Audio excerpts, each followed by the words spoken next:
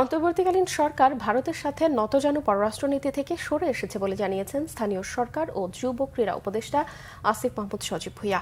সকালে কুমিল্লার পল্লী উন্নয়ন একাডেমির বোর্ড অডিটোরিয়ামে এক কর্মশালার সমাপনী অনুষ্ঠান শেষে সাংবাদিকদের তিনি এসব কথা বলেন। আসিফ মাহমুদ বলেন, জাতীয় স্বার্থকে সামনে রেখে পরবর্তী সম্পর্কগুলো চলমান থাকবে। বাংলাদেশের বিরুদ্ধে ভারতীয় মিডিয়া অপপ্রচারের জন্য ভারতের পক্ষ থেকে দুঃখ প্রকাশ করা হয়েছে বলেও জানান তিনি।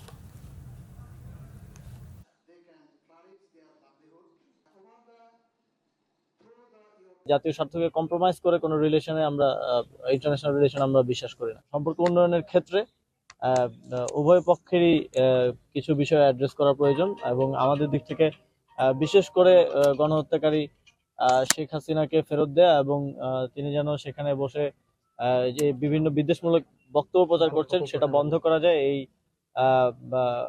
এই কথাটি বলা হয়েছে।